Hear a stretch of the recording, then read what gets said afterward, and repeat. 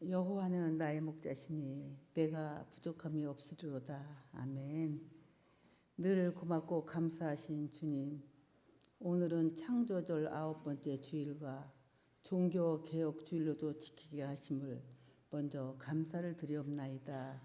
힘이 부족하고 허물 많은 저희들이지만 그래도 주님의 사랑을 받고자 은혜의 보좌 앞에 나왔사오니 저희들을 가엾이 여기시고 긍휼함을 베풀어 주옵소서. 사랑의 하나님, 오래전에 무질서 속에 행해졌던 교회의 악한 죄악들로 말틴 루터의 개신교 종교개혁의 500년의 역사를 지나오는 동안 지금 현재 우리의 신앙 공동체는 하나님이 보시기엔 어떠한지 다시금 뒤돌아보는 귀한 시간이 되게 하옵소서. 아무쪼록 그 개혁 정신이 헛되지 않도록 올바른 행위와 믿음으로 나아가길 원하며 하나님 마음에 합당한 주의 백성들로 성령님께서 도우시고 함께하여 주옵소서.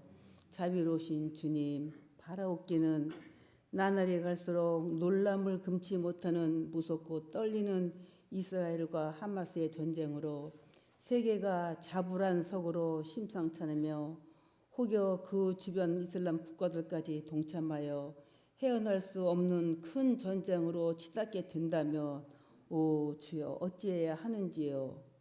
그러나 모든 것이 하나님의 주권 안에 있음을 절대적 믿으며 이제 원하옵기는 주님 전쟁만은 막아 주시옵소서. 전쟁만은 막아 주시옵소서. 며칠 새에 6,500명이 넘는 안타까운 사망자들과 아비규환의 지옥 같은 현실을 맞아야 하는 엄청난 피 흘림의 역사를 다시는 일어나지 않기를 간절히 바라고 원하옵나이다. 인간들의 어리석은 교만과 탐욕을 부디 용서하여 주시고 주님의 크신 자비를 만민이 알게 하여 주옵소서. 또한 오래도록 이어지고 있는 러시아와 우크라이나의 전쟁도 아울러 어서 끝맺음이 있게 하옵소서. 슬픔과 고통뿐인 혼돈의 전장에 상처 입은 많은 사람들이 하나님을 아는 지혜가 많아지기를 원하오며 자연의 땅, 생명의 땅으로 다시 한번 기회를 주셨기를 간절히 원합니다. 또한 일본 후쿠시마 오염수 방출로 인해 세계가 시끄럽고 어지러우나 그럼에도 불구하고 여전히 눈 가리고 아웅하는 듯한 도도한 일본을 주여 어찌하오리까. 시간이 흐름에 따라 우리들의 관심사가 점점 무뎌져 가는 건 아닌지, 또는 언제 오염된 해산물을 접하는 죽음의 식탁을 마주하게 될지 불안하고 안타까운 중에 있사오니 주여 일본의 오염수 방류를 멈추게 하시고 좋은 이웃나라로 깨닫기를 원하며 세계와 더불어 평화롭게 공존하게 하옵소서. 성교 100주년 기념으로 무슬림 땅에 세우신 하나님의 귀한 성전 위에도 우리 주님 친히 함께하여 주시고 악한 사탄의 영이 우는 사자와 같이 산길자를 찾아 헤맨다 할지라도 말씀 한마디로 우주 만물을 창조하신 위대하고 거룩하신 하나님의 이름으로 저들을 물려 주시옵고 하나님의 이름만이 만방 곳곳에 높임을 받으시옵소서. 이제 이 나라 정치하는 유정자들 위에도 주님이 간섭하여 주시길 원합니다. 저들에게만 맡겨주시면은 감히 선진국이라 말하기 매우 부끄럽사오니 저들을 지혜롭게 하사 깨닫게 해 주시고 서로 헐뜯고 발목 잡는 정치보다 역지사지의 입장으로 서로 도와가며 모두가 신뢰할 수 있는 수준 있는 정치가들로 든든히 세워가게 하옵소서. 이제 우리 궁극기를 위해 기도합니다. 지금껏 이 모양 저 모양으로 큰 어려움 없이 이 교회를 사랑해 주심을 진심으로 감사를 드립니다. 또한 좋은 목사님을 모시고 은혜스러운 시간들로 채워주심도 참 감사해요. 앞으로 우리 교회가 여러 비전을 가지고 기도하며 준비 중에 있사온데 이 궁구 지역에 좋은 소문이 나는 아름다운 교회가 되게 하시고 다음 세대를 이어나가야 할 유년부와 초중고 청년에 이르기까지 주님 특별한 은총 주시길 원합니다. 저들을 통하여 많은 열매를 맺고 맺어 하나님 나라의 큰 잔치가 열리는 은혜가 있게 하옵소서. 수고와 애씀으로 헌신하는 우리 교사들에게도 복에 복을 더하시고 또한 새벽마다 간절히 부르짖는 우리 목사님의 세세한 기도가 반드시 하나님께 상달되리라 믿으며 우리 모두 성령 충만한 생활로 감사와 기쁨이 가득하게 하옵소서. 주님이 사랑하시는 우리 사랑하는 성가대 위에 두 손 들어 축복하사 사명자들로 최선을 다하게 하시고 또한 그 복을 받게 하시오며 우리 성도들 한 사람 한 사람 형편도 살펴주셔서 혹여나 억울하거나 가슴 철렁한 일이 없도록 주님 사랑 속에 거하게 하시옵고 한 주간 내내 평안하게 하옵소서. 믿사옵고 예수님의 이름으로 감사하며 기도 올리옵나이다.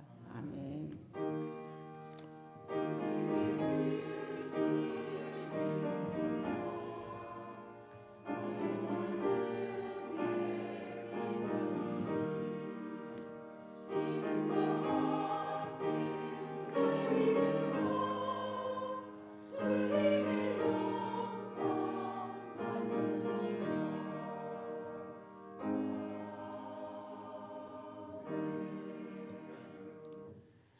하나님 말씀 전도서 2장 12절에서 17절의 말씀입니다.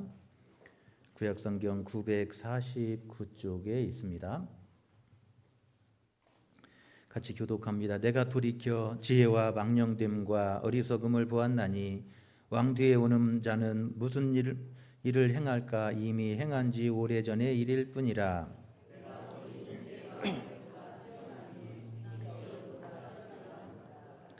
지혜자는 그의 눈이 그의 머릿속에 있고 우매자는 어둠 속에 다니지만 그들 모두가 당하는 일이 모두 같으리라는 것을 나도 깨달아 알았도다.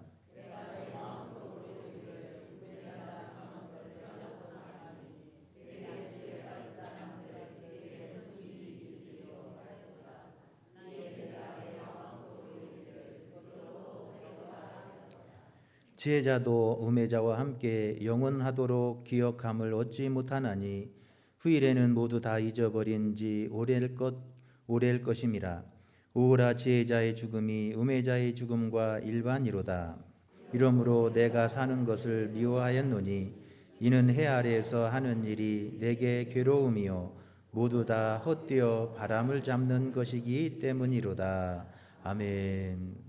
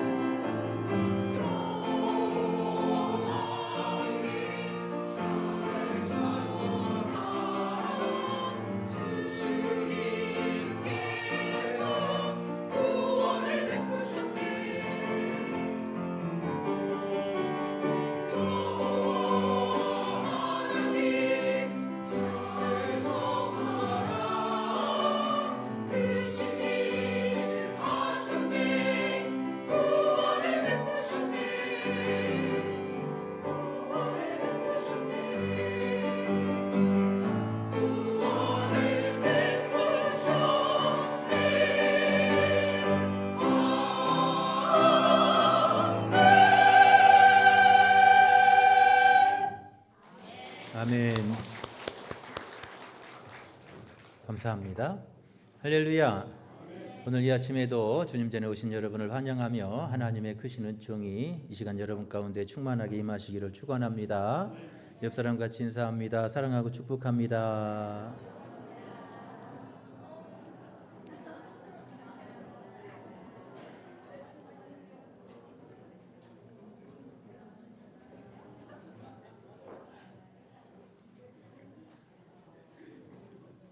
할렐루야. 여러분 사랑하고 축복합니다. 요즘에 반려견 많이 키우시잖아요. 개와 사람이 열심히 달리기를 했습니다. 열심히 달려가지고 사람이 개를 이겼어요. 사람이 개를 이기면 뭐라고 할까요? 개보다 더한 놈 그런데요. 열심히 달렸는데 개한테 졌어요. 그럼 뭐라고 할까요? 이렇게 잘하요. 개보다 못한 놈이래요. 근데 열심히 달렸는데 개하고 비겼어요. 그러면 뭐라고 할까요? 개 같은 놈 그러네요.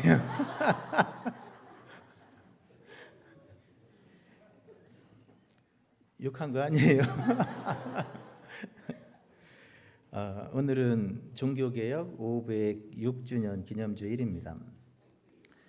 부패한 가톨릭에 맞서서 목숨을 건 개혁의 결과로 오늘날 개신교회가 탄생하게 되었습니다. 그래서 종교개혁주일은 개신교의 생일날이나 마찬가지예요. 개신교가 태어난 계기가 되었습니다. 루터는 1517년 비텐바르크 성당에 95개의 반박문을 붙인 후 3년 뒤에 독일 크리스천 귀족에게 보내는 글, 교회의 바벨론 감금, 크리스천의 자유란 이런 글들을 통해서 성경적이지 않은 교황 제도를 반대하고 가톨릭의 7성례를 반대하며 성경에서 말하는 세례와 성찬만을 성례로 주장하게 됩니다. 그리고 우리의 믿음은, 우리의 구원은 오직 믿음으로 구원받는다고 하는 것을 주장하게 되었습니다. 즉 종교개혁은 성경에서 시작했고 성경 속으로 들어가는 것, 그게 종교개혁의 근본 정신이에요. 성경 속으로 들어가서, 말씀 속에 들어가서 성경이 말하는 대로 우리의 신앙을 회복하고 우리 교회를 세우고자 하는 노력이 바로 종교개혁의 기본 정신이라고 하는 거예요.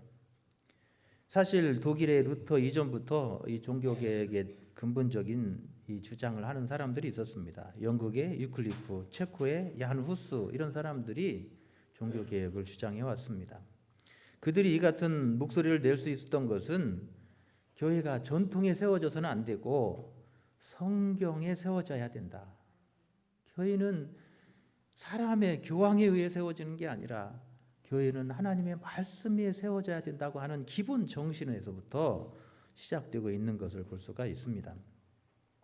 지금까지 가톨릭 교회는 하나님의 말씀보다는 교황이 인간의 권위로, 전통으로 교회가 세워지다 보니까 하나님의 말씀에서 많이 벗어나게 되었음을 발견하게 된 거예요. 당시까지만 해도 성경은 사제들의 전유물이었습니다. 일반 평신도들은 성경을 읽을 권한도 없었고 읽을 수도 없었어요. 성경은 다 라틴어로 돼 있었기 때문에 라틴어를 아는 사람도 많지 않았고 성경도 없었습니다. 성경은 사제들에게만 주어지는 특권이었어요. 그래서 성경의 해석 권한이 사제들에게만 있었어요. 교황이 해석을 했습니다. 그래서 교황이 해석하면 사제들은 그걸 받아서 전하는 게 전부였어요. 그러다 보니까 교회가 말씀에서 떠나게 되고 바른 신앙에 서지 못하는 안타까운 현실을 맞이하게 되었습니다. 그래서 개혁가들은 성경을 일반 성도들에게 돌려주고, 그래서 성경 해석이 이제 교황에 있는 게 아니라 모든 성도들에게 성경 해석의 권위를 돌려준 거예요. 그게 종교개혁의 기본 정신이에요. 그래서 누구든지 성경을 읽고 그 성경의 의미를 해석하고 깨닫는 거예요. 그런데도 성경을 안 읽는 건 뭐예요? 이 사제들에게만 성경을 해석하고 읽으라고 줬는데 이제는 성도들에게 성경 말씀을 들려줬는데도 성경을 안 읽는다는 거예요. 오늘날 그게 문제예요. 목사만 성경을 해석하는 게 아니라 우리 모두가 하나님 주신 이성으로 하나님의 말씀을 읽고 깨닫고 해석하는 그런 삶으로 나아갈 때 우리 신앙은 하나님의 말씀에 서는 신앙이 되게 될 줄로 믿습니다. 할렐루야. 그래서 종교개혁은 카톨릭을 반대하기 위한 것이 아니라 성경을 성도들이 읽고 성경을 성도들의 손에 돌려주고, 그래서 사제만 성경을 해석하는 것이 아니라 모든 성도들이 성경을 읽고 은혜 받고 해석하도록 그 모든 구원을 평신도에게 신도들에게 돌려주는 것이 이 종교개혁의 기본 의미라고 할 수 있습니다. 그래서 성경을 통해서 하나님을 만나고 성경을 통해서 바른 신앙에 서는 것, 이것이 오늘 끊임없이 우리가 계속돼야 될 종교개혁인 줄로 믿습니다. 할렐루야. 그래서 종교개혁은 한 번 끝나는 게 아니에요. 하나님의 말씀을 우리가 받았기 때문에 그 말씀을 읽고 그 말씀 안에서 자신을 비추고 끊임없이 자신을 혁신하고 변화시키고 자신을 새롭게 하는 것, 그것이 종교개혁의 가장 중요한 정신인 거예요. 우리가 506주년 종교개혁주를 맞이하면서 오늘 내가 삶이 우리 한국 교회가 우리 교회가 정말 하나님의 말씀에 바로 서고 있는지, 내 믿음이 하나님의 말씀에 바로 서서 있는지 우리가 돌아보면서 오늘 하나님의 말씀에 바로 서는 우리의 믿음이 되기를 기도하는 이 시간 될 수 있기를 축원합니다. 요즘에 한국 교회에 대한 개혁의 목소리가 아주 높습니다. 한국 교회의 신뢰도가 많이 추락한 것을 우리가 몸소 체험하고 있잖아요. 교회는 끊임없이 개혁하고 변하지 않으면 부패하게 돼 있어요. 교회뿐만 아니에요. 모든 것들은 끊임없이 개혁하고 변화되지 않으면 이런 부패하고 타락할 수밖에 없는 거예요. 그래서 우리는 끊임없이 하나님의 말씀 안에서 자신을 변화시키고 새롭게 하고 늘 개혁해 나가는 개혁주의 신앙에 설 수 있기를 간절히 축원합니다. 한국교회가 부흥하고 성장하면서 한국교회는 자본주의의 늪에 빠져버리게 되었어요. 오늘 한국교회의 가장 큰 문제는 한국교회가 자본주의의 늪에 빠져버렸다는 거예요. 하나님의 말씀에 빠져서 하나님의 말씀 안에서 개혁되고 새로워지고 그 하나님이 기뻐하시는 믿음으로 우리가 서야 되는데 오히려 자본주의의 늪에 빠져서 물질의 노예가 되고 물질의 사망 선고를 받아버린 거예요. 이런 바알 신앙이 나쁜 게 뭐예요? 자본주의 물질의 늪에 빠져버리는 거예요. 그래서 물질이 하나님의 자리에 앉는 것, 그게 바로 바알 신앙입니다. 오늘 한국 교회가 자본주의의 늪이 빠져서 교회조차도 물질이 하나님의 자리에 앉는 그런 시대가 오늘 한국 교회의 모습이 아닐 수 없습니다. 교회가 하나님의 말씀의 뿌리를 받고 하나님과 연결되어야 되는데 이 자본주의 가치관에 교회가 물들어 버리고 마는 거예요. 그래서 십자가의 복음보다는 성장이 더 중요한 과제가 되고 하나님의 불같은 말씀의 역사보다는 성령의 역사보다는 교회의 친교가 더 우선이 되어버리는 이런 그런 교회가 무슨 능력이 있겠냐는 거예요. 십자가의 복음을 부끄럽게 하고 세상적인 철학과 가치관이 더 교회의 중심인 한국 교회가 무슨 하나님의 능력이 나타나겠냐는 거예요. 한국 교회는 다시 복음으로 돌아가야 됩니다. 이 땅을 치유하고 이 땅을 살리는 것은 이 땅에 그 아들로 오신 예수 그리스도의 십자가밖에 없는 거예요. 하나님이 왜 그 아들을 십자가에 못 박으실 수밖에 없었느냐? 십자가밖에 답이 없기 때문에 그런 거예요. 할렐루야. 교회는 십자가로 돌아가야 돼요. 복음으로 돌아가야 돼요. 하나님의 말씀으로 돌아가야 돼요. 하나님의 말씀이 능력이고 하나님의 말씀이 생명이고 하나님의 말씀이 구원이고 그 안에 영생이 있는 줄로 믿습니다. 할렐루야.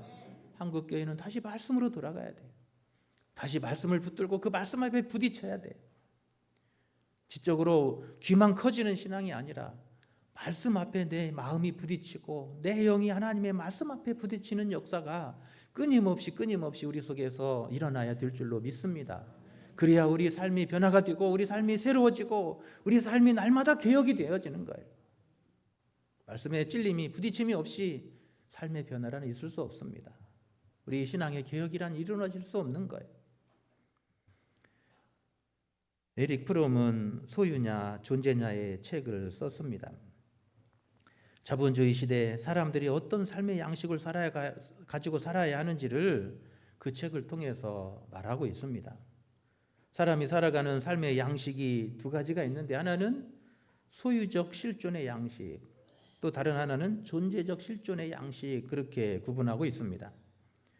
소유적 실존의 양식은 소유의 삶의 기반을 두는 거예요. 뭔가를 가져야, 그래야 이 마음이 편하고 뭔가를 가져야, 붙들어야, 그래야 사는 것처럼 여기는 거예요. 그게 소유적 실존의 삶이에요. 뭔가를 가져야 되고 쥐어야 되는 거예요. 뭔가 붙들어야 되는 거예요. 그래서 여러분, 집을 사지 않으면 세상 무너지는 것처럼 여기잖아요. 인생 실패한 것처럼 여기잖아요. 집 하나 없는 사람 인생 다 실패한 거예요. 다들 집들 있죠? 이게 소유적인 실존의 삶이에요. 그런데 집이 없어도 자유해야 돼요. 반대로 존재론적 실존의 삶이 있습니다. 삶을 사는데 물질의 기반이 아니라 하나님의 말씀의 뿌리를 받고 사는 거예요. 어떤 삶을 살아가야 될 것인지, 내가 어떤 사람이 되어야 되는지, 거기에 삶의 존재 기반이, 뿌리가 박혀야 된다는 거예요. 그래서 내가 어떤 삶을 살고 무엇을 위해 살고 어떻게 살아야 되는지, 거기에 질문하고 그 답을 찾는 노력이 바로 존재론적 삶을 사는 거예요. 하나님의 말씀 앞에서 나는 하나님의 백성으로, 하나님의 부름받은 사람으로서 어떤 삶을 살아가야 될 것인지, 하나님이 어떤 삶을 기뻐하시는지 그 음성에 귀를 기울이고 그 하나님이 기뻐하시는 삶을 향해서 나아가는 삶, 그게 뭐예요? 존재론적 기반의 삶을 사는 사람들이에요. 오늘 한국교회가 뭘 가르치냐는 거예요. 하나님이 기뻐하시는 삶으로 나아가도록 촉구해야 되는데, 한국교회가 소유적 존재의 삶으로 성도들을 이끄는 거예요. 교회가 성장해야 되고 부흥해야 되고 잘 먹고 잘 살아야 되고 복을 받아야 되고, 한국교회가 그렇게 가면 결국 바알 신앙과 뭐가 다르냐는 거예요. 하나님은 그 말씀을 통해서 하나님의 백성들이 어떻게 살아야 되는지, 무엇을 위해 살아야 되는지, 어디를 향해 달려가야 되는지 하나님의 말씀을 통해서 우리에게 말씀해 주고 계시는 줄로 믿습니다. 할렐루야. 우리가 그 말씀에 귀를 기울여야 되는 거예요. 오늘 우리가 읽었던 전도서의 말씀은 바로 지혜자가 우리의 삶의 뿌리를 어디에 두어야 되는가 하는 이야기를 우리에게 들려주고 있습니다.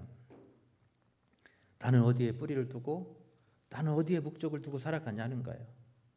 물질의 소유를 위해서, 이 세상의 것의 소유를 위해서 그런 인생을 살아갈 것인지, 아니면 하나님이 나를 보내신 그 보냄의 삶을 살아가면서 나아갈 것인지, 오늘 우리를 촉구하고 있습니다. 여러분, 우리 삶은 하나님께 연결되어야 돼요. 할렐루야. 우리 인생은 하나님께 뿌리를 받고 하나님께 연결되지 않은 인생은 허무하고 허무할 뿐이라고 하는 사실을 오늘 지혜자는 우리에게 전하고 있는 거예요.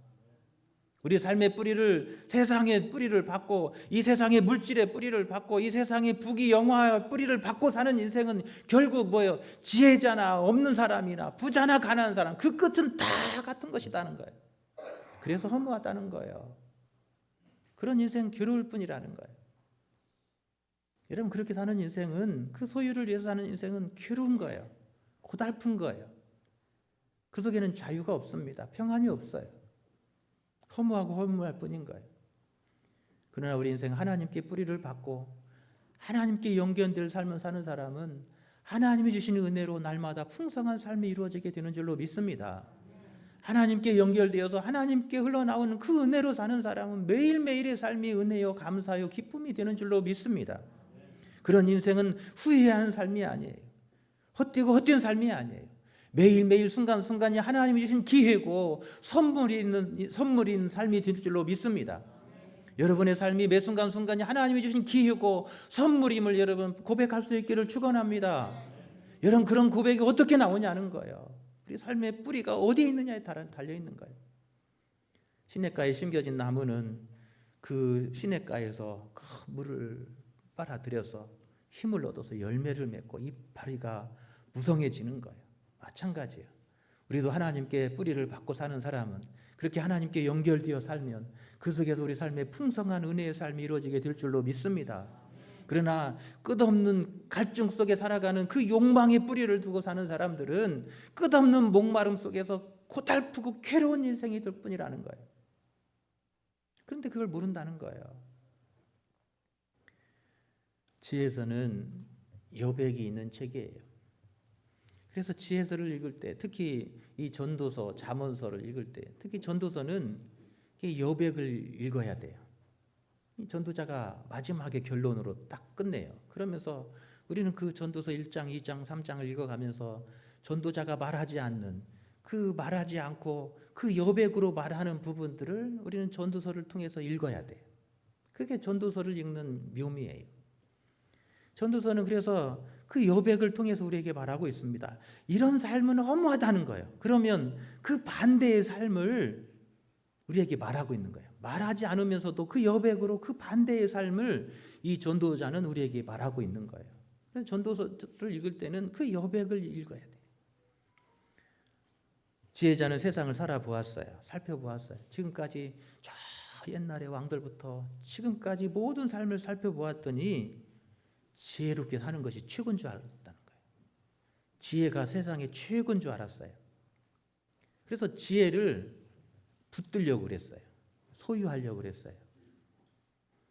그런데 지혜를 소유하는 것조차도 뭐예요? 인간의 욕망이잖아요. 여러분, 지혜의 욕망이 여러분 끝이 있나요? 90살 먹은 할머니가 뭐 들어 대학 가요? 아니 90살이면 이제 생을 정리하고 하나님 앞에 부름받아야 되는데 90살 먹은 할머님이 수능 시험 봐가지고 대학 들어가는 이유가 뭐예요? 배움의 끝이 없고 지식의 욕망은 끝이 없는 거예요. 지식을 취하려고 하는 사람이 아니라 그 지식 안에 들어가야 되는 거예요. 연결돼야 되는 거예요. 그런데 오늘 이 지혜자는 살펴보니까 지혜가 최고로 깨달아졌어요. 그래서 그 지식을 잡으려고 취하려고 열심히 지식을 붙들어 보았어요. 그래서 세상에 그 어떤 사람보다 지식이 풍부한 사람이 되었습니다. 그래서 내가 이렇게 지식이 있고 내가 이렇게 많은 것을 배우고 내가 이렇게 박사학위가 몇 개고 하는 그런 자부심이 있었어요. 그런데 지나고 보니까 늙어서 하나님 앞에 설 때가 보니까 난 놓고 기억자도 모르는 사람이나 박사학위 10개 가진 사람이나 죽을 때 보니까 다 뭐예요? 똑같더라는 거예요.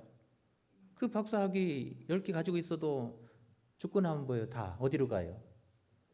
쓰레기통에 가는 거예요. 아무 쓸모없더라는 거예요. 지혜는 붙드는 게 아니라 소유하는 게 아니라 지식 안에 내가 들어가야 되는 거예요. 지식에 잇대어 살아야 되는 거예요. 지혜자는 지혜가 있어서 멀리 내다보고 지혜가 있으면 저 내면의 깊은 것을 볼 수 있고 그래서 본질을 볼 수 있는 거예요. 지혜가 있는 사람은 더 멀리 내다볼 수 있어서 여러분 빛에 거하는 거예요. 지혜가 있으면 그냥 표면만 보는 게 아니라 그 이면의 깊은 내면을 볼 수 있는 거예요. 그런 지혜가 중요해요. 그런데 이런 지혜를 가진 사람은 빛에 사는 것 같고 지혜가 없는 사람은 어둠 속에서 흑암 속에서 헤매는 것 같아요. 그런데 아무리 지혜가 있어도 하나님과 연결되어지지 않고 믿음으로 연결되어 있지 않은 사람의 삶은 결국 뭐예요? 지혜 있는 사람이나 없는 사람이나 다 같다는 이야기를 하고 있는 거예요. 그래서 오늘 14절에 보면 13절 14절에 보면 내가 보니 지혜가 우매보다 뛰어남이 빛이 어둠보다 뛰어남 같도다. 그래서 이 빛에 있는 것이 어둠에 있는 것보다 낫잖아요. 지혜 없는 사람보다 지혜 있는 사람이 더 나은 거예요. 그래서 지혜를 가진 사람은 14절에 눈이 그 머릿속에 있고 그래요. 더 멀리 내다볼 수 있고 더 깊이 볼 수 있는 그런 눈을 가져요. 어둠 속에 사는 사람은 멀리 볼 수 없고 더 깊이 그 표면만 보지 깊이 내면을 볼 수 없는 거예요. 그래서 지식을 추구하고 그 지식을 잡아보았어요. 그런데 15절에 보면 내 마음속으로 이르기를 우매자가 당한 것을 나도 당하리니. 그래요. 어리석은 사람이 당하는 일 나도 당하는 거예요. 박사학위 10개 가진 사람이 여러분 사기 안 당해요? 그 사람도 사기 당해요. 지혜라고 하는 것을 소유하면 소유할수록 그는 더 끝없는 목마름에 빠지게 될 수밖에 없음을 우리에게 말씀하고 있습니다. 할렐루야. 우리가 소유의 뿌리를 받고 살면 그런 끝없는 기갈과 끝없는 이 허무 속에 살아갈 수밖에 없다는 거예요. 오늘 17절 마지막에 보면 모두 다 헛되어 바람 잡으려는 것이기 때문이로다 그래요. 여러분 소유하려고 하는 거 다 여러분 잡았다 하지만 결국 내가 잡은 게 하나도 없어요. 지식이라고 하는 것도 내가 다 잡은 것 같지만 결국 잡은 게 하나도 없는 거예요. 다 놓고 떠나는 거예요. 그런데 그것을 소유하려고 끝없는 그 갈망 속에 살아간다는 거예요. 끝없는 목마름 속에 살아간다는 거예요. 그러므로 인생의 이 끝없는 목마름 속에 허덕이는 허무한 삶을 살 것인지 아니면 하나님 안에 잇대어서 하나님께서 주시는 그 풍성한 은혜의 삶을 살아갈 것인지 오늘 우리에게 결단하도록 오늘 지혜자는 촉구하고 있습니다. 할렐루야. 왜 그래요? 소유에 뿌리 둘 인생은 죽으면 다 끝이에요. 여러분 소유하는 인생들은 다 죽으면 끝이에요. 그래서 여러분 돈도 내가 쓴 만큼이 내 거지 버는 게 내 거 아니에요. 내 것 같은데 내가 잠깐 보관하는 것이고 다 그 누구 거예요? 자식 손자들 다 남의 거예요. 죽으면 끝이더라는 거예요. 지혜자는 어리석은 사람이나 이런 미련한 사람이나 죽으면 다 똑같아요. 죽으면 끝나는 거예요. 소유하는 인생은 죽으면 끝나는 거예요. 그러니까 소유로 살지 말고 뭘로 살아야 돼요? 존재의 삶을 살아야 되는 거예요. 하나님 안에의 삶을 살아야 되는 거예요. 한 세대가 지나면 지혜자나 우매자나 아무것도 기억하지 않아요. 여러분 사람들이 나를 기억해 줄 것 같은데요. 그래서 막 내가 이렇게 막 큰 것을 이루었고 내가 이렇게 큰 지식을 내가 가져서 이렇게 지혜자가 되었고 이렇게 많은 재물을 가졌고 사람들이 나를 오래 기억해 줄 것 같은데 한 세대가 지나면 아무도 기억해 주지 않는다는 거예요. 내가 숨이 떨어지는 그 순간 나를 아무도 여러분 기억하지 않아요. 그것이 인생이라는 거예요. 그런데도 우리는 그 소유하려고 끝없는 목마름 속에 살아간다는 거예요. 우리는 소유의 인생을 살지 말고 하나님 안에 있는 하나님이 보내주신 그 부름의 소명의 삶을 향해 나아가야 될 줄로 믿습니다. 할렐루야. 그게 지혜로운 삶이라는 거예요. 오늘 종교개혁주의를 보내면서 나는 과연 아무도 기억해 주지 않는 그런 탑을 쌓기 위해서 살아가고 있지 않는지. 오늘 그런 비석을 10개 세우면 무슨 소용이 있어요? 아무도 한 세대, 두 세대 지나거나 아무도 관심도 없어요. 나머지는 짐뿐이에요. 오늘 나는 얼마만큼 하나님 앞에서 보냄받은 자로서 그 소명의 삶을 살아가는지 우리 삶을 돌아보며 우리의 삶을 소명의 삶으로 다시 이렇게 세울 수 있는 시간이 될 수 있기를 축원합니다. 여러분 내 탑을 쌓아봤자 그 아무도 기억하지 않아요. 한 세대가 지나면 다 무너지고 사라지는 거예요. 그러나 믿음 위에 서는 사람은 여러분 결코 무너짐이 없는 줄로 믿습니다. 반석 위에 세운 집은 바람이 불고 창수가 나도 무너지지 않는다는 거예요. 소유로 사는 인생은 괴롭고 고통일 뿐이라는 거예요. 끝없는 욕망에 사로잡히기 때문에 그래요. 17절에 보면 이러므로 내가 사는 것을 미워하였노니 내 살아가는 매일매일 삶을 저주했다는 거예요. 왜 그래요? 소유에는 끝없는 목마름 때문에 그래요. 여러분 10억만 있으면 좋겠죠? 10억 넘게 있어요? 10억만 있으면 막 뭐 다 할 것 같잖아요. 10억 있으면 여러분 다 10억이 채워지면 만족할 것 같아요? 이제는 얼마가 있으면 좋죠? 100억이래. 보장도 커요. 보장이 저 정도는 돼야지. 10억 있으면 다음에 100억 있고 싶은 거예요. 그게 사람의 욕망이에요. 지식을 이만큼 쌓았으면 그걸로 만족하지 않아요. 또 더 새로운 지식을 대한 욕망, 욕구에 또 사로잡히는 거예요. 그게 소유에 사는 인생의 목마름이에요. 그래서 17절에 내가 사는 것을 미워했다는 거예요. 내가 지금 살아가는 이 순간이 힘들고 괴롭고 험해서 고통스러워서 내 삶을 저주했다는 거예요. 왜 그래요? 만족할 수 없는 목마름 때문에 그러는 거예요. 여러분, 소유로 사는 인생은 그래서 괴롭고 고통뿐일 거예요. 헛된 것뿐인 거예요.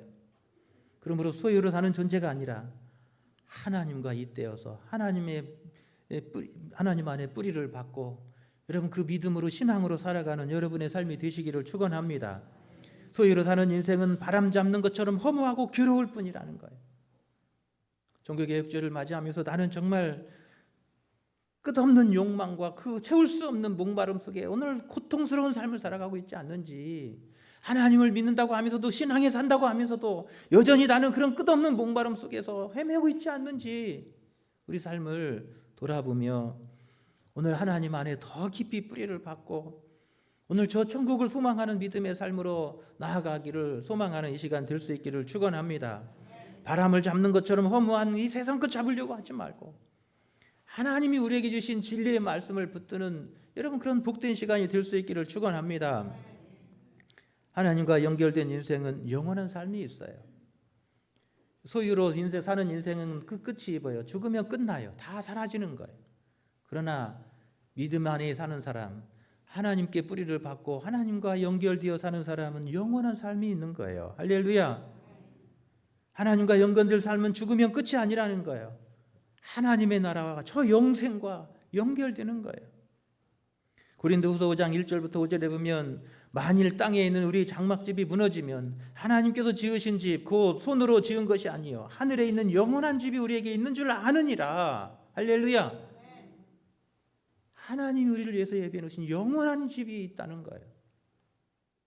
하나님 안에 사는 사람은 저 천국과 저 영생의 삶과 이어지고 연결되게 되는 줄로 믿습니다. 죽으면 끝이 아닌 거예요.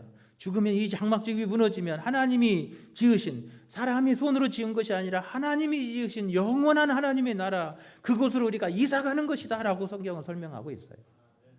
죽으면 끝이 아니에요. 하나님의 나라의 영생의 삶이 있는 줄로 믿습니다. 그래서 우리의 삶은 살 가치가 있는 거예요. 힘들어도 많은 것 갖지 않았어도 집이 없어도 살 가치가 있어요. 우리 삶은 죽으면 끝나는 게 아니기 때문에 그래요. 하나님이 마련하시는 더 영원한 집이 우리에게 있기 때문에 그런 거예요. 할렐루야. 여러분, 그러므로 우리는 하나님께 뿌리를 받고 믿음으로 오늘 신앙 안에서 여러분의 인생의 남은 삶의 여정을 힘차게 달려갈 수 있기를 축원합니다. 두 번째로 보면 이런 세상의 소유의 뿌리를 두고 살면 죽으면 아무도 기억하지 않아요. 한 세대가 지나면 다 머릿속에 잊혀요. 그런데 하나님 안에 뿌리를 받고 믿음으로 살아가면 여러분 하나님이 그를 기억해 주십니다. 할렐루야. 오늘 이 전도서를 읽으면서 이 반대의 삶을 우리가 여백으로 읽어야 되는 거예요. 66절에는 우매자도 지혜자도 우매자도 함께 영원하도록 기억함을 얻지 못하나니 후일에는 모두 다 잊어버린 지 오래일 것이라. 이런 요즘에는요 산소도 할아버지 때까지만 있어요. 안 그래요? 손자 손녀들이요 아버지 할아버지 때 이후에는 여러분 관심도 없고 알지도 못해요. 그런 거예요. 이 가족들 요즘에 가족 조사하면 가족은 누구라고요? 어머니 아버지 형제가 가족이래요. 자, 할아버지는 가족 아니에요. 그런 시대예요. 사람 기억하지 않아요. 여기 성경에서 말하는 것처럼 잊어버린 지 오래라는 거예요. 살아있을 때도 가족으로 할아버지 할머니도 안 취급하는데 숨 떨어지면요 기억할 것 같아요. 아이고 우리 할아버지 여기 있네 그러고 소망사항이에요. 기억하지 않아요. 아무도 기억하지 않아요. 중요한 것은 우리가 이 땅에서 믿음의 뿌리를 받고 하나님께 연결되어서 그 하나님이 기뻐하시는 삶을 살아내면 하나님은 그 삶을 영원토록 기억하십니다. 할렐루야. 디모데후서 4장 6절부터 8절에 보면 이렇게 말합니다. 전제와 같이 내가 벌써 부어지고 나의 떠날 시각이 가까웠도다. 나는 선한 싸움을 싸우고 나의 달려갈 길을 마치고 믿음을 지켰으니 이제후로는 나를 위하여 의의 면류관이 예비되었으므로 주 곧 의로우신 재판장이 그날에 내게 주실 것이며 내게만 아니라 주의 나타나심을 사모하는 모든 자에게도니라. 할렐루야. 내가 선한 싸움을 싸우고 달려갈 길을 마치고 믿음을 지키면 하나님께서 나를 위해서 의의 면류관, 생명의 면류관으로 예비해 주신다는 거예요. 세상에서는 아무도 기억하지만 하나님이 기억해 주시고 그의 삶을 하나님이 알아주시고 하나님께서 그를 위해서 의의 면류관, 생명의 면류관으로 준비하신다는 거예요. 하나님이 기억된 바 되는 거예요. 세상 사람들은 다 잊어버리고 한 세대가 지나면 다 뇌리에서 잊혀지지만 하나님 앞에서는 영원히 기억되게 될 줄로 믿습니다. 그의 삶을 기억하셔서 의의 면류관, 생명의 면류관으로 축복해 주신다고 우리에게 증거하고 있습니다. 어떤 삶을 살아갈 거냐는 거예요. 이 세상에 죽으면 끝나버릴, 기억하지도 않을 그 소유의 삶을 위해서 살아갈 것인지, 그 바벨탑을 쌓으며 살아갈 것인지, 아니면 오늘 믿음의 길을 달려갈 것인지, 하나님께 연결되어서 그 하나님 안에 있는 삶을 살아갈 것인지 결단하라는 거예요. 할렐루야. 오늘 우리 삶이 남의 시간이 얼마인지 알 수 없지만 여러분, 하나님과 떨어지지 마시기 바랍니다. 믿음의 길에서 떨어지지 마시기 바랍니다. 마지막 그날까지 하나님의 옷자락 붙들고 하나님의 나라 저 천국까지 이룰 수 있는 저와 여러분 되시기를 축원합니다. 세 번째로, 여러분, 끝이 같지 않다는 거예요.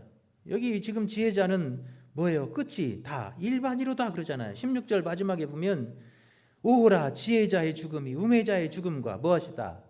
일반이라 똑같다 그래요. 그래요. 소유의 목적을 두고 소유의 존재의 삶을, 소유의 삶을 살아가면 결국 끝은 뭐예요? 다 돈 있는 놈이나 없는 년이나 똑같은 거예요. 결국은 죽으면 돈 있으나 없으나 다 똑같아요. 지혜 있으나 없으나 똑같아요. 그러나 하나님께 연결되면 그 끝이 같지 않대요. 할렐루야. 우리가 믿음 안에 살아가는 그 걸어가는 삶은 그 끝이 같지 않다는 거예요. 요한복음을 읽어보면 그 믿음의 길을 달려가고 하나님이 보내주신 그 소명의 길을 달려간 사람에게는 생명의 부활로 이어진대요. 할렐루야. 하나님이 이렇게 세워주신다는 거예요. 생명 부활로 이렇게 세워주시지만 오늘 그 소유의 목적을 두고 그 소유의 삶을 살아간 사람, 이 세상의 재물로 이 세상 것을 붙들려고 이 세상 것을 잡으려고 살다가 그렇게 헤매고 사는 사람들, 끝없는 목마름 속에 살던 그 안타까운 인생들은 심판의 부활로 일어난다는 거예요.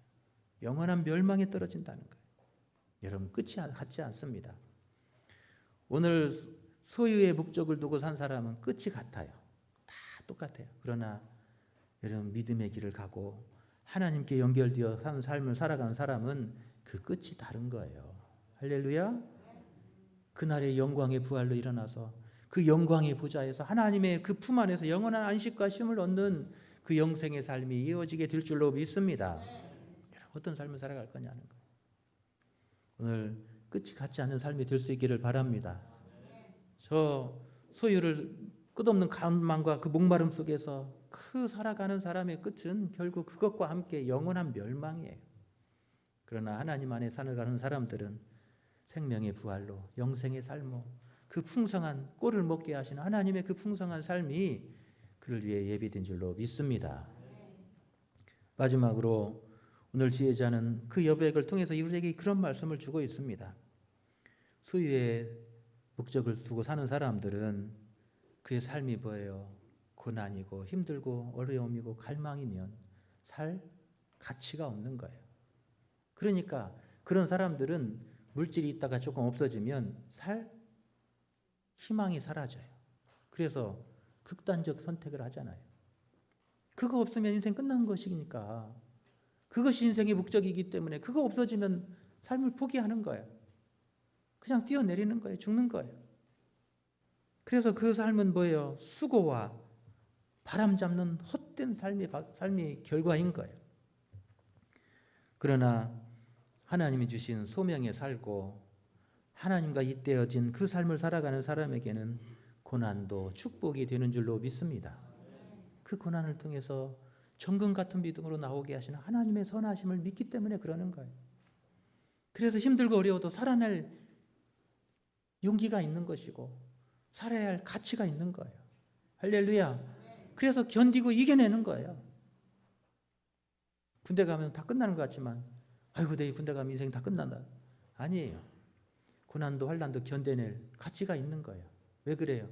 믿음 안에 살면 이 과정을 통해서 하나님 나를 더 단련시키고 강하게 하시고 하나님의 용사로 만드시는 하나님의 영광노임을 우리가 알기 때문에 그러는 거예요. 할렐루야. 그렇게 믿음의 길을 달려간 사람은 하나님의 용사로 서는 거예요. 믿음의 용사로 거듭나는 거예요. 여러분 오늘 또 하나님과 이때어 믿음의 길을 달려갈 수 있기를 축원합니다. 그러면 여러분의 삶의 고난도 축복이 될 줄로 믿습니다. 십자가도 영광이 되는 줄로 믿습니다. 요한복음에서 고난은 영광이라고 말해요. 십자가는 영광이라는 거예요. 왜 그래요? 소유의 삶을 살아가면 절대 그런 고백을 할 수 없는 거예요. 그런데 하나님이 나를 보내신 그 소명에 사니까 고난도 기쁨이에요. 영광인 거예요. 그 고난의 길, 십자가의 길을 가는 것도 기쁨이고 즐거움이 되는 거예요. 그게 주님이 가신 길이에요. 여러분 그래서 우리 삶이 힘들고 어려워도 어둠이라도 여러분 살아갈 가치가 있고 살아갈 소망이 있는 줄로 믿습니다. 할렐루야. 오늘 종교개혁주의를 맞이하면서 오늘 내 삶의 뿌리는 어디에 두고 있는지 오늘 내 말씀 속에서 하나님의 말씀 속에 더 깊이 뿌리를 내리고 그 말씀 속에서 오늘 하나님이 내게 주신 그 소명의 삶을 발견할 수 있기를 간절히 축원합니다. 그래서 여러분의 삶의 고난도 여러분의 삶의 기회가 되고 매일매일 순간순간이 하나님 앞에 주신 선물의 시간이 될 수 있기를 축원합니다. 그런 축복된 삶을 살아내시고 그런 삶을 마지막까지 달려가는 믿음의 승리자가 다 되시기를 간절히 축원합니다. 할렐루야. 우리 함께 찬양하겠습니다. 멀고 험한 이 세상 길.